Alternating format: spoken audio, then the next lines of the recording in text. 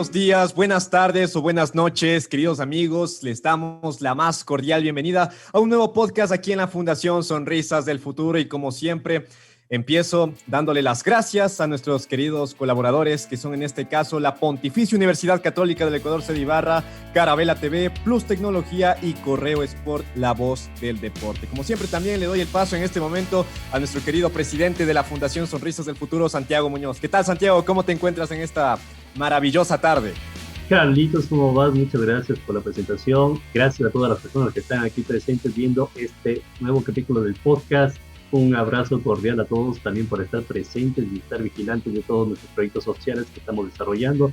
Gracias a todos nuestros colaboradores que hacen todo esto real, todo esto vivo, para que la gente que más lo necesita pueda obviamente recibir la ayuda correspondiente, tanto en información como es el podcast, como en los proyectos de servicio directo que también realizamos en varios sectores de las comunidades, en varios aspectos también dentro de los grupos vulnerables. Ahora sí, Carlitos, coméntame quién tenemos invitado ahora, porque vamos a hablar de un tema de educación sumamente interesante. Así es, Santiago, la verdad, un invitado muy especial que también en este momento aprovecho para comentarte que es una de las personas más increíbles que puede existir para entablar una conversa. La verdad, yo he tenido oportunidades de hacerle muchas entrevistas y creo que sin dudas te vas a llevar una gran sorpresa el día de hoy. Y pues el día de hoy tenemos como invitado especial a nuestro querido Peter Uvidia. Él es ¿cómo es? Coordinador de Educación Continua, casi me equivoco, es que estoy tan emocionado y tengo tantas cosas aquí en la cabeza, de la Universidad de Otavalo, y pues en este momento para que pues también se presente con cada uno de ustedes, chicos y chicas. Adelante, Peter. Muy buenas tardes, bienvenido. Muchísimas gracias, Carlos, Santiago. El saludo cordial a todos quienes forman parte de la Fundación Sonrisas del Futuro. Para mí es un honor estar en este podcast. Sí, si bien es cierto, hemos tenido algunas charlas anteriores con Carlos, pero yo creo que este espacio en el cual vamos a compartir en estos momentos va a permitir un poco entrarnos más a lo más humano, a lo que la gente en realidad quisiera conocer sobre los personajes que estarían en esta palestra. Así que yo, por mi parte, contento de estar con ustedes y vamos comenzando. Chévere, Peter, gracias. Perfecto. Por el acceso, gracias por todo el apoyo que nos brinda también a compartir este podcast con nosotros. Como sabrá, como todo el mundo sabe también, el podcast ahorita es un mundo nuevo que se está dirigiendo dentro de, no solo en el tema muy cerrado de la comunicación, sino un poco más abierto, que es un parámetro que no se estaba manejando normalmente aquí en Ecuador, y peor aún en lo correspondiente a fundaciones que quisimos pues emprender en este hermoso camino de que es el podcast, conocer gente, conocer las vidas y obviamente las experiencias personales que conlleva cada uno. Mi querido Peter, cuénteme. Quisiera saber un poco más de usted también para que la gente le conozca. ¿Quién es Peter Uvidia? Un poco de su historia, no sé si nos puede compartir. Claro, con gusto. Bueno, yo soy cotacacheño de nacimiento. Estoy ya bordeando los 52 años de edad. Una vida, diría yo, bastante normal, bastante modesta, dedicado, les comento, yo vengo de una familia de docentes, mis padres jubilados, docentes, mis hermanos la mayoría son docentes. Yo también, aparte de tener mi formación de carrera, es de comunicación social. Yo soy periodista, graduado en la Central del Ecuador.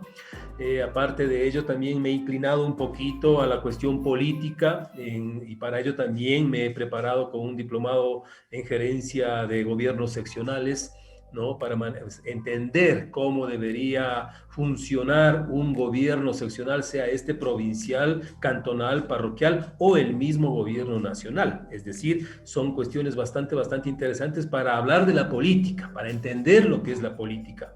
Y aparte de ello, también estamos nuevitos en estos momentos con un máster en comunicación política avanzada que complementa un poco el tema de cómo entender en medio de la pandemia el tema de la comunicación ligada a la política y obviamente todo esto entendiendo que estamos viviendo en un siglo XXI donde la tecnología avanzada es la que le hace al mundo.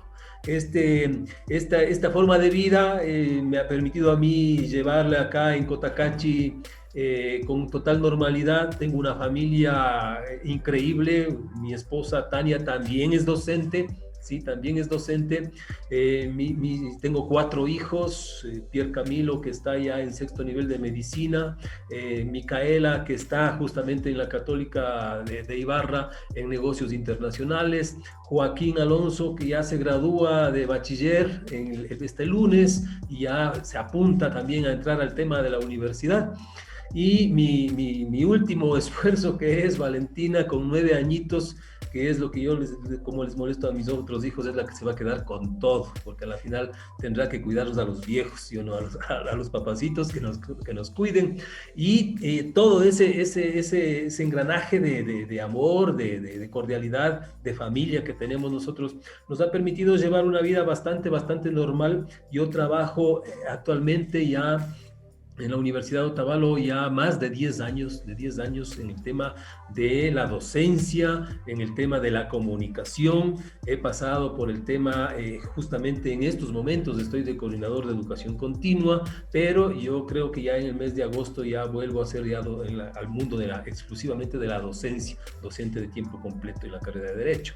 Entonces, estamos trabajando en ello. Me parece una cuestión bastante interesante, pero mi vida siempre ha estado ligado a la comunicación. Soy parte de la Unión Nacional de Periodistas Núcleo de Imbabura, fui concejal de Cotacachi también, he estado en la función pública, he trabajado en gobiernos seccionales como en el municipio de Otavalo, como el municipio también de Cotacachi, he impulsado proyectos en comunicación y allá ha ido un poco mi formación al tema intercultural. Yo siempre he creído que a la gente hay que hablarle en su propio idioma y no imponer el idioma de uno.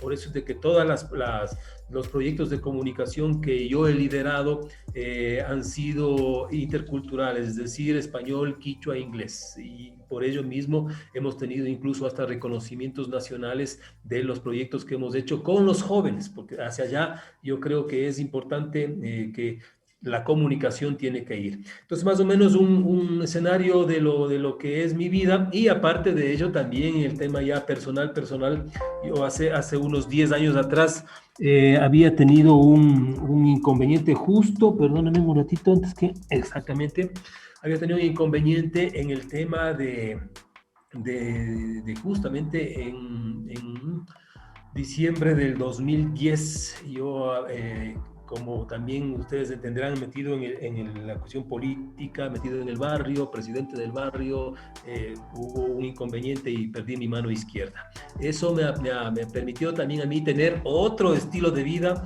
otra forma también de ver la vida más humana, digámoslo así. Eso es lo que yo les podría contar, Santiago, un poco en un resumen de estos 52 años de vida. Perfecto. Estimado Peter, la verdad es una gran historia todo lo que usted nos comenta, ¿no? Y sobre todo que usted tenga esa capacidad y disposición para seguir enfrentando el mundo, y es algo que admiro, es algo que la verdad yo siempre le quise expresar. Nunca encontré ese momento adecuado porque siempre pasábamos en nuestras entrevistas tan formales, tan serios, pero ahora es como que en este espacio del podcast puedo conocer un poco más la parte humana de quién es Peter, cuál ha sido su vida, su trayectoria, cuáles han sido sus estudios, su preparación profesional, y créeme que esto es totalmente distinto, ¿no? Qué bueno que podamos tener estos espacios para conversar de eso. Y ahora una pregunta que la verdad, ya aprovechando este momento, quisiera hacerle, ¿no? Como Peter es padre de familia, ha tenido muchos estudios, hay muchas cosas que le apasionan, y no sé si en este caso Peter podría decirme qué le gusta más. No sé si este puede ser un pequeño ejercicio de como decir qué hijo prefieres, ¿no? Y con hijos no me refiero específicamente a su familia, sino a Peter le gusta la comunicación, la educación y la política. Si yo le pongo a escoger cuál de las 3 le gusta más, podría escoger una, y si la puede escoger, ¿por qué sería? Bueno, yo creo que las 3 hacen una. Es decir, yo creo que para ser un buen ser humano necesitamos las 3 cosas. Es decir, primero nosotros tenemos que aprender a comunicarnos, y para aprender a comunicarnos tenemos que aprender a educarnos, y cuando estamos educados nosotros podemos ver a la sociedad con ese ánimo de servirle, de entregar toda la vida a uno, y entra la cuestión política. Todo eso le hace a un verdadero ser humano. El ser humano ha entendido esto como un ser honesto, un ser transparente, que entrega su vida a los demás, que no se sirve de los demás, sino que siempre, siempre estamos pensando en cómo se puede ayudar, no cómo me puedo yo aprovechar de la gente. Entonces por ahí viene el tema de que yo creo que la comunicación, la política y la educación es uno solo, ¿no? Yo no me podría inclinarme a ninguno de los tres, porque yo creo que los tres se complementan. Los tres son un complemento, como usted acaba de mencionar. Muy difícil para Peter en este caso quizás escoger una sola porque todas se complementan, pero también creo que es importante ahorita conversar cuáles podrían ser como que los inicios de Peter Uvilla, porque en este momento me doy cuenta que quizás pudo empezar por la comunicación, luego la educación y luego la política. Quizás nos puede explicar cómo ha ido esa estructura y ese origen de cuál empezó descubriendo primero. Bueno, yo desde el jardín de infantes, digamos, yo sí me había inclinado un poco a la política. Es decir, yo siempre tratando de liderarle y acompañar al grupo, llevarle a un lado, llevarle a otro. Justamente yo fui abanderado de mi escuela, 6 de julio de Cotacachi. Eso me permitió entrar ya al nivel del colegio y ver un mundo de servicio a los demás, ¿no? Es decir, importante la educación, sí, pero comenzamos ya a inclinarnos hacia ver cómo se puede ayudar, y es por eso de que yo desde muy temprana edad, es decir, desde los 12 años, 13 años que entro al colegio, comienzo ya el tema político. Y es por eso de que mi vida política sí es para escribirlo en un libro, ¿no? Porque aparte de que seamos buenos estudiantes o malos, pero el tema político de cierta manera te va desviándote un poco al tema eminentemente académico. Porque no, un buen estudiante no necesariamente tiene que ser eminentemente académico, tiene que ser humano, claro. El buen estudiante tiene que aprender incluso a ayudar a los demás, ¿no? Entonces, en ese plano yo pasé por el Luis Ulpiano de la Torre de primero a tercer curso. De ahí estuve en el Teodoro Gómez de la Torre, luego tuve que por cuestiones políticas también estar en el Abelardo Moncayo de Atuntaqui, luego volver a Luis Ulpiano de la Torre y luego de Luis Ulpiano de la Torre ir a terminar el Colegio Nacional Otavalo, donde al fin pude graduarme, pero siempre por cuestiones políticas, es decir, siempre liderando los círculos estudiantiles, metidos ahí con los jóvenes, ya manejándonos ese tema de las épocas de la década de los 80, el tema de la izquierda, la fiebre en Latinoamérica de la Revolución Cubana, es decir, todo eso es un engranaje que a los jóvenes en esas épocas nos formó. Y de allí sí, ya comienza mi carrera dentro de la Universidad Central para la cuestión de comunicación, y también allá en Quito ya es otra historia, no es otra vida, es decir, porque ya primero estás sin el control de tus padres. Y eso hay que aprender a vivir sin el control de los padres, porque muchas veces nosotros cometemos el error de cobijarles y protegerles o sobreprotegerles mucho a nuestros hijos, que cuando ya tienen que salir a otra ciudad, se acaba. Entonces, eso es lo que nosotros pudimos, digamos, fortalecer la formación personal de uno. Y en Quito, en esas épocas, era de sobrevivencia al final. Teníamos que sobrevivir los verdaderos que estábamos pero listos para estudiar y terminar una carrera. Yo recuerdo claramente a Comunicación Social, Carlos y Santiago, del país entramos 1.200 estudiantes a la FAXO, de la Central, a periodismo, 1.200 estudiantes. En 6 meses se dio el tema del preuniversitario que había en esa época. Quedamos 200, de los 1.200 quedamos 200.000, adiós. Y de esos 200 a la final de los 4 años nos graduamos 90. A la final nos graduamos 90, en el momento que era de graduarnos. Entonces sí era una cuestión dura, y paralelamente yo siempre metido en la cuestión política. Siempre estaba estudiando en la FAXO, en la Central, pero también metidas en los grupos políticos, no de la universidad, diría yo. Yo nunca participé mucho en el tema de la universidad, más que una campaña que le apoyamos al doctor Sanpertegui en esa época y perdimos con el doctor Olaya, pero en otros grupos políticos fuera de, y estando en Quito, sí. En eso yo he estado bastante metido en la cuestión de la izquierda y eso me ha permitido también encontrar unas coyunturas bastante interesantes para poder ir buscando nexos que permitan, a través de los grupos políticos, grupos sociales, organizaciones sociales, ver cómo podemos nosotros ayudar a nuestra gente acá en la provincia de Imbabura.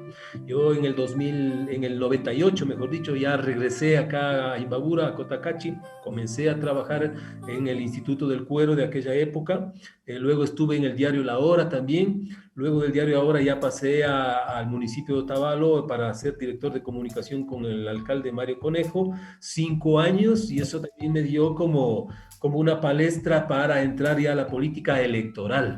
Es decir, en el 2006 ya me pidieron a mí que sea candidato a la concejalía en Cotacachi y yo me lancé a la concejalía, gané ampliamente, pero les soy honesto, Santiago y Carlos, para mí una mala experiencia, para mí una muy mala experiencia. ¿Por qué? Porque una concejalía para mi concepto no es un buen espacio para ayudar a nuestra gente, no es un buen espacio.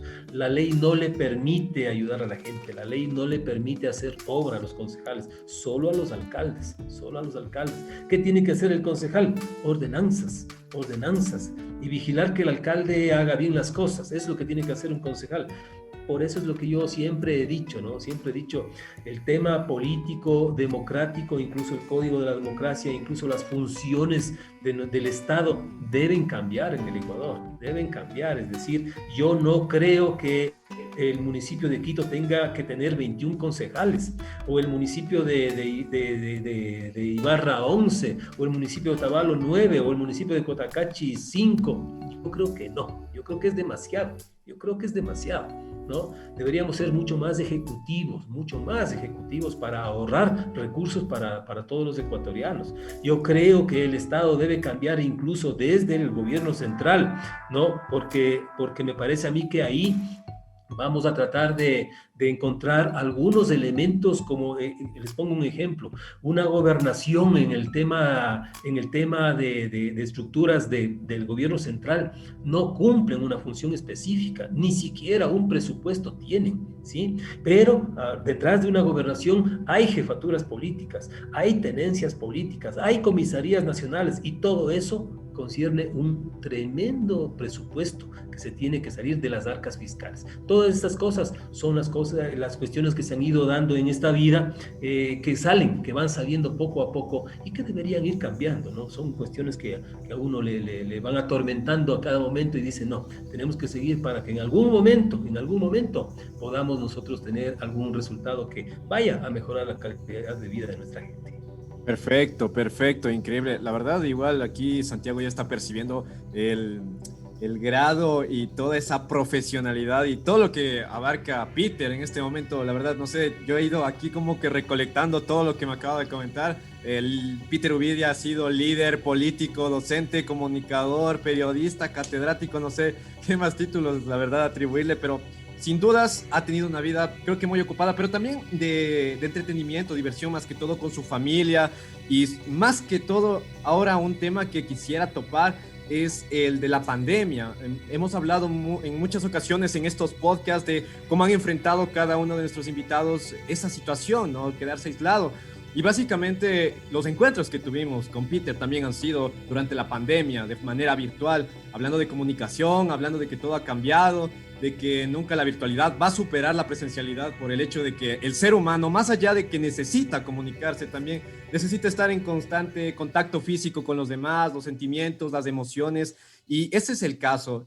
¿Cuál ha sido su experiencia en todo el tiempo de confinamiento? ¿Qué es lo que ha podido rescatar Peter de todo eso? ¿Cómo se ha sentido? ¿Y qué ha hecho para seguir adelante? Un consejo también para que les pueda dar a las personas que en este momento nos están viendo. Bueno, yo creo que el tema de la pandemia nos cogió a todos de nuevo. A todos nos cogió, no estuvimos nadie preparados. No podemos ser tan drásticos en acusar a nuestras autoridades de que no han cumplido, de que ellos han fallado. Por favor, ¿quién en el mundo estuvo preparado para enfrentar a una pandemia de esta naturaleza? Nadie, absolutamente nadie. Y por ello es lo que yo he sido bastante crítico en el sentido de de ver en las redes sociales, especialmente cuando se utilizan los temas de la pandemia para las cuestiones políticas de ciertos grupos políticos. Me parece a mí que por ahí no es. Alguien manifestaba de que los alcaldes, los prefectos, los presidentes de juntas parroquiales no han hecho nada, pero por Dios, hemos pasado más de un año sin presupuestos, ¿sí o no? Aparte de eso, todos los planes de desarrollo que estaban planificados por los gobiernos seccionales se fueron al piso, quedaron ahí en el papel, no se pudieron ejecutar, y es por eso que yo creo que nadie estuvo preparado, y tampoco nosotros como ciudadanos. Recordarán ustedes que en los inicios de la pandemia, en los meses más o menos de marzo, abril, mayo, nosotros no asimilábamos realmente el problema en el cual estábamos entrando. Pensábamos que era una cuestión que ya va a pasar, y ya vamos más de un año, 5 meses de la pandemia, y todavía no pasa, todavía no hay una luz que nos diga al final del túnel, ya va a terminar. Para eso muy complicado. Aparecen unas, ya parece que vamos a arreglar, aparecen otras, y seguimos nuevamente. Entonces, yo creo que el tema de la pandemia a todos debió habernos cambiado, a todos debió habernos cambiado. Recuerden ustedes cuando estábamos todos confinados en nuestros domicilios y se hablaba de que hay mucha gente que no tiene que comer, y muchos lo que hicimos es, en el momento que se podía salir con el vehículo, ir a dejar a tal o cual persona una canasta con víveres, cosas de esas, lo hicimos, pero cada uno por nuestra parte. Las autoridades no pudieron coordinar ese tipo de ayudas, porque ahí me parece que tampoco estuvieron preparadas para ello, pero sí había la iniciativa de la gente. Pero en esos momentos la gente muy humana, pero pasamos ya casi un año de ello, y parece que hemos vuelto y nos hemos olvidado de esas tragedias que tuvo que pasar mucha gente, y ahora nos vamos en contra de algunos grupos que quieren trabajar, que quieren comer, ¿no? Y estamos ahora peleando otra vez por intereses solamente de unos grupos en contra de otros. Es decir, no hemos aprendido en el tema humano de la pandemia, lamentablemente, y vamos a seguir porque esto no va a terminar.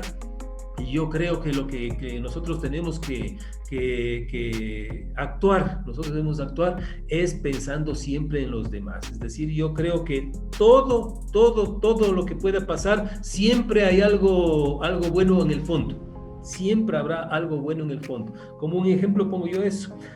Yo tengo un proyecto que estábamos buscando financiamiento para, dentro de la pandemia, investigar 4 puntos que me parecen a mí bastante importantes, de que la ciudadanía debería conocer cómo se hizo para sobrevivir el pueblo indígena, especialmente otavaleño, el pueblo indígena otavaleño y el de Cotacachi.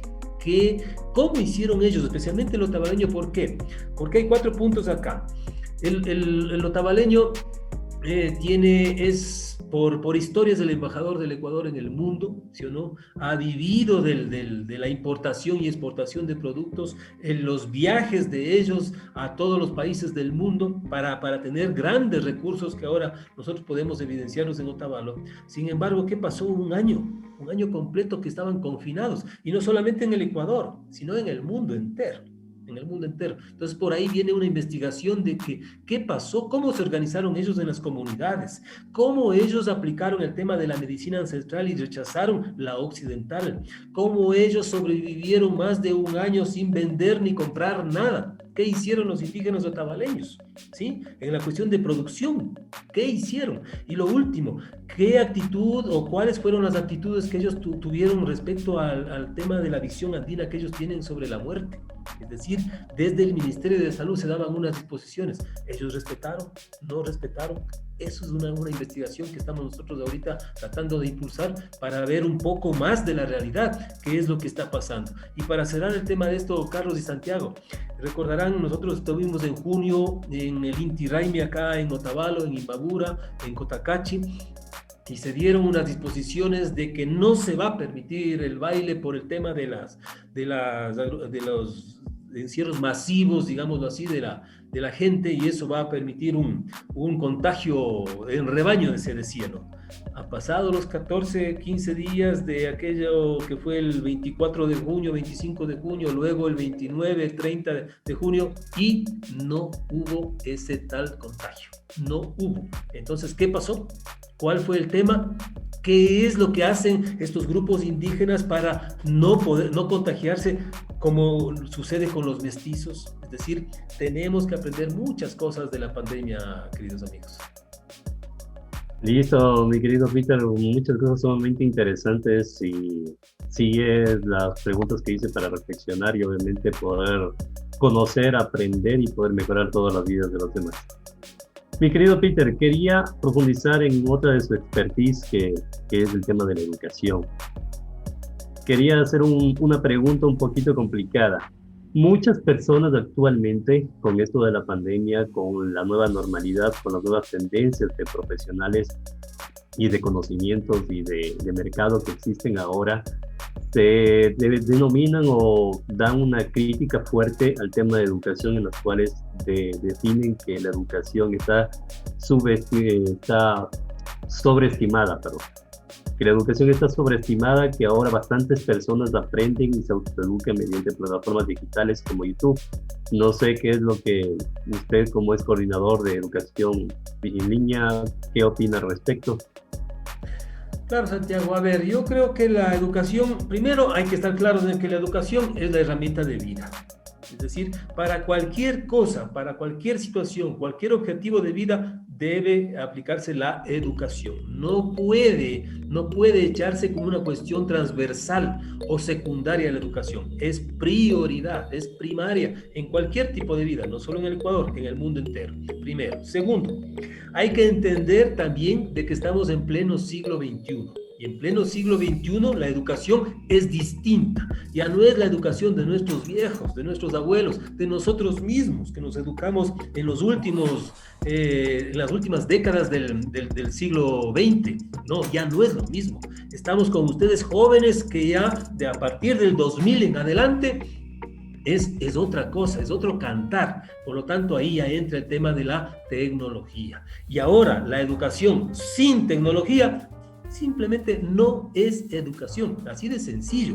Lo que tenemos que hacer es utilizar de manera correcta esa riqueza que nos da la nueva tecnología en el mundo. Tenemos que aprender a utilizar esta misma herramienta que nosotros estamos haciendo, Carlos y Santiago. Es parte de ese sistema nuevo de educación. ¿Por qué?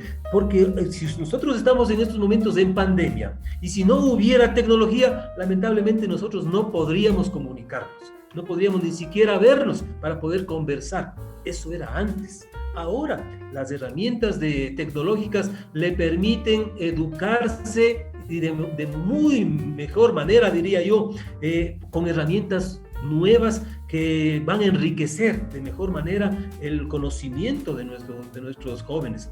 Miren ustedes allí, tenemos el tema del Internet, que esa es una novedad en el mundo, es una cosa riquísima que hay que aprovecharlo.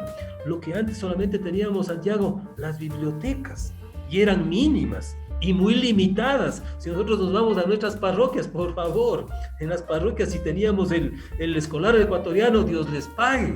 Pero ahora en el Internet tenemos un sinnúmero de herramientas, pero obviamente tienen que ser guiadas.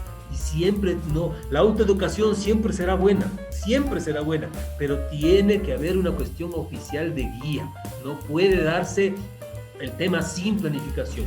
La educación tiene que ser guiada y autorregulada para que cumpla los objetivos. Eso sí me parece totalmente de acuerdo. Algo más que también quisiera comentarle o preguntarle sobre el tema de educación. Actualmente me parece genial la idea de todas las universidades, y creo que también la Universidad de Tabalo está dentro de ella, que están incentivando bastante y educando bastante sobre los emprendimientos en cualquier carrera de la que den. Emprendimientos en comunicación, emprendimientos en derecho, emprendimientos en administración y demás carreras que a veces no se mencionaba este tema comercial o de conocimientos administrativos, contables, económicos. Cuéntenme un poquito, ¿ustedes cómo están haciendo este asunto de enseñar a los nuevos jóvenes, a los nuevos profesionales a emprender también? Bueno, yo creo que el nuevo concepto de la educación en el siglo XXI es no aprender a ir a buscar trabajo, sino ir a generar trabajo. Entonces yo creo que las universidades en el Ecuador y en el mundo hoy, con la tecnología incluso, está encaminada a ese tipo de nuevos emprendimientos. Y obviamente ahí a nivel de las universidades, las direcciones de vinculación que le permiten acercarse a ciertos sectores de la comunidad, de la sociedad, para junto con la academia comenzar a impulsar ese tipo de nuevas iniciativas.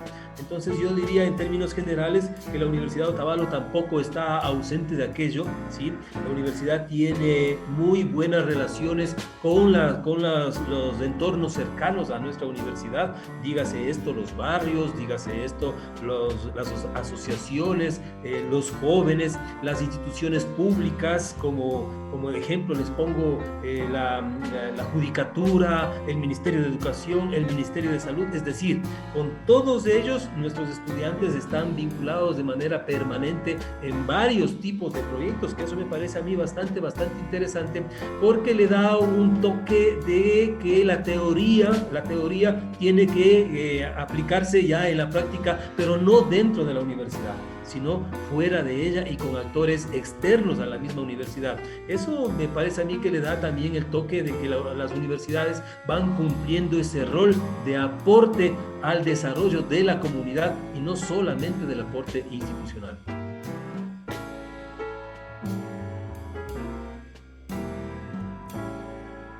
Perfecto, estimado Peter, la verdad. Increíbles todas sus respuestas y más que todo tomar en cuenta que los tiempos de pandemia han influido en gran medida a todas las actividades cotidianas y sí sería imprescindible que ahora poco a poco se siga fomentando esa característica de que ya no solamente un estudiante tenga que salir a buscar empleo, ¿no? Sino que aprenda a generarlo, aprenda también a dar más oportunidades a otras personas y sobre todo seguir creando este gran conglomerado de profesionales que se puedan unir y puedan sobresalir de esta situación, que creo que es lo que se necesita en estos tiempos. Y bueno, también, Peter, me encantaría también escuchar alguna reflexión o algún consejo. Usted como docente, de seguro ha de haber compartido muchas anécdotas entretenidas o anécdotas reflexivas con sus estudiantes, ¿no? Imaginen, en este momento están todas las personas que nos van a ver, son sus estudiantes. ¿Qué les diría para quizás seguir afrontando la pandemia en tema de educación? ¿O cuál sería el consejo, la reflexión que usted les puede dejar? Bueno, yo creo que la relación que debe existir entre el profesor y el estudiante siempre debe ser amigable, siempre debe ser al mismo nivel. Yo no comparto el concepto obsoleto, diría yo, en la educación de que el profesor está arriba y el estudiante está abajo, ¿no? Eso me parece a mí que no es coherente en la nueva educación.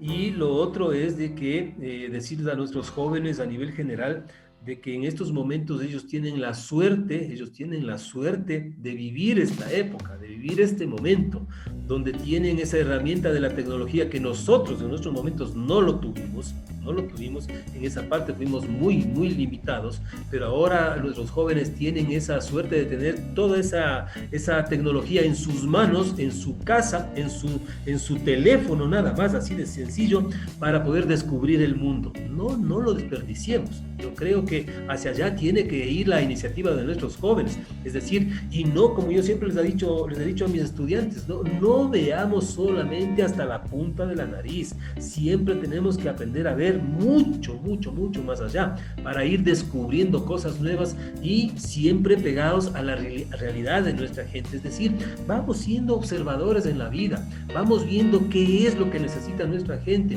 qué deberíamos nosotros crear para facilitarle la vida a nuestra gente, y eso se hace con educación, eso se hace con formación, pero obviamente con investigación, y ahí viene el tema tecnológico, y ahí viene el tema del Internet, y ahí viene todo ese engranaje que encierra la globalización tecnológica. Mi querido Peter, hay una gran pregunta que siempre me la he realizado yo. Obviamente debemos ser conscientes de que somos ignorantes de muchos temas, muchos aspectos, pero creo que lo más complicado es no saber qué no sabemos. Cuando queremos empezar en algo, tal vez podemos hacer ciertas preguntas y tenemos más o menos una idea por dónde empezar, pero hay muchas otras que nosotros ni siquiera sabemos que debemos aprender. En ese aspecto, ¿qué considera usted que sería un buen camino para poder saber eso? Para saber qué debo aprender y ahorita no tengo ni idea. Bueno, yo creo que un poquito difícil la pregunta, sin embargo, de eso, en la vida hay muchísimas cosas que aprender, muchísimas cosas que aprender. Mejor dicho, yo diría de que cada día que nos levantamos tenemos que aprender algo nuevo. Y la otra cosa también, nadie es dueño de la verdad, nadie sabe todo. Siempre en cualquier cosa que nosotros hagamos, en cualquier actividad que nosotros realicemos, siempre va a haber algo nuevo que aprender. Este mismo espacio que nosotros estamos realizando en este momento nos enseña muchísimas cosas a nosotros. En lo personal, puedo decirlo yo de ustedes, es decir, yo aprendo muchas cosas y cuando nosotros estamos hablando de educación, el proceso de aprender es mutuo. Y ahí tenemos que también nosotros pensar desde los dos lados. El primero, nosotros como docentes, pensar de que tenemos que aprender mucho de nuestros jóvenes, muchísimo de nuestros jóvenes, porque nosotros no fuimos formados con el nuevo concepto del siglo XXI. Nosotros fuimos formados con la educación vieja. Tenemos que acoplarnos a lo que ya la nueva educación nos está imponiendo. Pero por el otro lado también, los estudiantes deben valorar la experiencia que ustedes no tuvieron, la cual nosotros sí lo tuvimos. Es decir, todo ese esfuerzo que nosotros tuvimos que hacer doblemente por no tener las facilidades que ahora existen. Y eso sí, los jóvenes tienen que aprender. Por lo tanto, yo creo que la vida es un proceso para aprender de manera permanente. Pero para ello hay que estar conscientes de que no somos dueños de la verdad y no sabemos todo. Sabemos muy, muy poco. Tenemos que aprender mucho. Pero hay que estar conscientes de eso para hacerlo. Perfecto, Peter. La verdad es que es bueno también mencionar que cada persona cuando expresa algo siempre tiene un trasfondo y más que todo esta conversa que en este momento entablamos es para que nosotros también aprendamos mutuamente. Por ejemplo, en este momento hemos podido conocer un poco más sobre quién es Peter, sus orígenes, su formación, ¿no? Y también igual conceptos que tanto Santiago como yo hemos compartido con usted y se siente tan bien, ¿no? También la nostalgia que nos trae Peter en este momento con el tema del estudiante y el profesor, que no debe existir como esa jerarquía de que uno tiene más autoridad, otro es menos. O sea, todos somos iguales, podemos compartir más conocimientos y qué bien también que exista ese principio que tiene Peter, que es que el docente siempre está ahí para poder llevarse bien con el estudiante, que ahora hay que aprender también de ellos. Muchas veces quizás pueden existir docentes que dejen de lado lo que ellos piensan, pero en su caso es totalmente contrario y qué bien que se imparta eso. De a poco eso se sigue generando y más personas van a tomar en cuenta esto. La verdad también creo que es fundamental conocer más a fondo la perspectiva que usted tiene en torno a educación, en torno a política, en torno a comunicación y cómo eso se puede complementar para hacer grandes cosas. Hemos hablado de esos temas, pero también me encantaría conocer, y creo que a muchas personas también, cuáles podrían considerarse los pasatiempos favoritos de Peter, pero que no tengan nada que ver con comunicación, ni política, ni educación. Algún deporte, salidas con la familia, o no sé, o leer quizás. ¿Cuáles podrían ser en ese caso sus pasatiempos favoritos? Bueno, hay que ser honestos en esto, ¿no? Yo, desde hace algún tiempo atrás, años diría yo, yo era deportista también, yo era futbolista, yo era puntero derecho, yo era goleador incluso, ¿no? Acá en Cotacachi tenemos el Club Bolívar, uno de los más históricos, más fuertes de la historia de Cotacachi, y también fui en algún momento futbolista. Sin embargo, de eso, el tiempo es lo que menos se tiene. Y es por eso de que decir un pasatiempo, no hay como pasar el tiempo, porque no hay tiempo para muchas cosas. Entonces, yo en el tema de deportes, ahora estoy haciendo un poco de deporte en la mañana, pero hay que ser también honestos. Por disposición del médico, que me dijo que haga deporte, porque caso contrario, yo no lo habría hecho. Francamente, no lo habría hecho. Soy un poquito alejado de ese tema. Bueno, pero lo estoy haciendo, un poco de ejercicio. El otro tema, a mí sí me gusta estar en la casa, es decir, yo ya no soy mucho de salir, incluso con mis amigos yo ya no salgo, ¿no? Yo ya no soy el tema de estar en farras del fin de semana, yo ya no, hace algunos años que ya no lo hago. Más bien a mí sí me gusta, son las reuniones familiares que ahora por el tema de la pandemia no se están dando. El máximo ir a visitar a mis padres, un poco vernos en algún momento con mis hermanos, pero hasta allí. Decir yo tengo un pasatiempo, no lo tengo. El tema de estar con mis hijos, ojalá un fin de semana coger el carro e irnos a algún lado a pasearnos, a comer en algún lado, sí. Es lo que se puede hacer ahorita, ¿no? Porque el tema de la pandemia también un poquito como que ha limitado bastante, pero pónganse, antes de la pandemia, a mí sí me ha gustado siempre cantar. Yo soy de Cotacachi, obviamente con orgullo, la tierra musical, pero cuando tenía la mano izquierda, sí tocaba guitarra. Ya sin la mano, ya no podía tocar guitarra, pero todavía canto. Entonces sí me gustaba con mi esposa ir a algún karaoke, a cantar, sí, pero cuando estábamos sin pandemia. Ahora ya ni eso, ¿no? Solamente el canto sí les diré que lamentablemente por el tema de la pandemia y por el tema de las circunstancias como van dándose, hemos tenido que estar en varias misas ya últimamente que se ha permitido, ¿no? Que se han permitido las misas.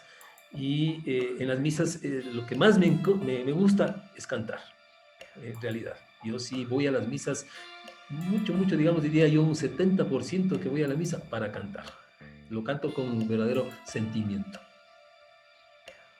Muchas gracias, mi querido Peter, por todos los datos de información que nos ha compartido, varias sabiduría, bastante conocimiento. Estamos, de hecho, grandemente agradecidos. Mi querido Peter, lastimosamente siempre ya tenemos el momento que terminar este querido podcast. Por si nosotros fuera, seguiríamos de largo, pero también nos comen las responsabilidades. Antes de terminar, tal vez un mensajito que desee dejar a la gente, un saludo, una recomendación, un consejo. Bueno, yo creo que el mensaje más bien para nuestra gente es que todo lo negativo siempre hay algo positivo. Y eso tratemos de buscarlo en la actitud que tengamos día a día. Por más malas las cosas que estén, siempre tiene que haber en el fondo algo bueno. Y eso es lo que nosotros tenemos que aprovechar. Seamos en la vida siempre positivos, siempre propositivos. Aprendamos a vivir alegres. Y esa alegría depende no del resto, sino de uno mismo. Si uno sabe ser alegre y uno sabe valorarse a uno mismo, va a ser feliz. El resto será feliz porque me vean a mí feliz. Por lo tanto, yo sí les llamo a todos a que seamos alegres, seamos felices, a pesar de todas las circunstancias, pero aprendamos a ver la vida de otra manera. Muchas gracias por la oportunidad. Gracias a usted, mi querido Peter. Carlitos, cuénteme, tal vez algún mensajito que desees dejar a la gente.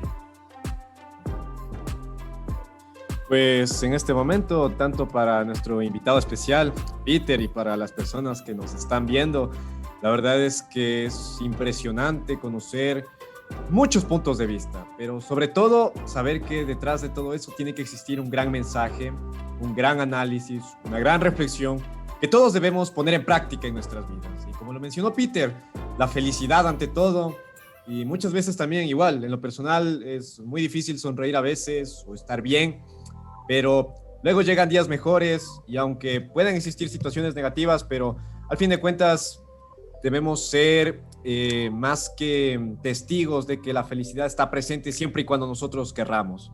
Así que muy buenas vibras para todos ustedes, amigos y amigas que nuevamente han estado aquí con su fiel sintonía, que siempre pues nos están acompañando. Les agradecemos a cada uno de ustedes, les mandamos también un fuerte abrazo aquí en nombre de la Fundación Sonrisas del Futuro, y también agradecer a Peter por todos esos conocimientos, por todas esas reflexiones, por esta increíble conversa, agradable. No sé cómo más definirla porque ha sido fantástica. Y pues yo espero tener otra oportunidad de seguir continuando con este tipo de conversas y también continuar con Peter en otros encuentros, otros podcasts también, que ha sido fenomenal. Así que eso sería de mi parte, Santiago. De igual, de mi parte, un caluroso agradecimiento también, un abrazo a todas las personas que estuvieron aquí presentes en nuestro podcast. Espero vernos después de los siguientes podcasts y también en la próxima temporada que ya se viene después de unos mesecitos. Un abrazo a todos, les queremos bastante. Por favor, si quieren más información sobre Peter o sobre la fundación, pueden ver en la descripción del video toda la información que ustedes requieran. Se pueden comunicar con nosotros si quieren saber también más datos, más información sobre los proyectos que estamos realizando o que realizaremos en el futuro, o revisar nuestra página web. Un abrazo a todos, muchas gracias por estar presente y nos estamos viendo pronto. Bye bye. Muchas gracias. Chao, chao.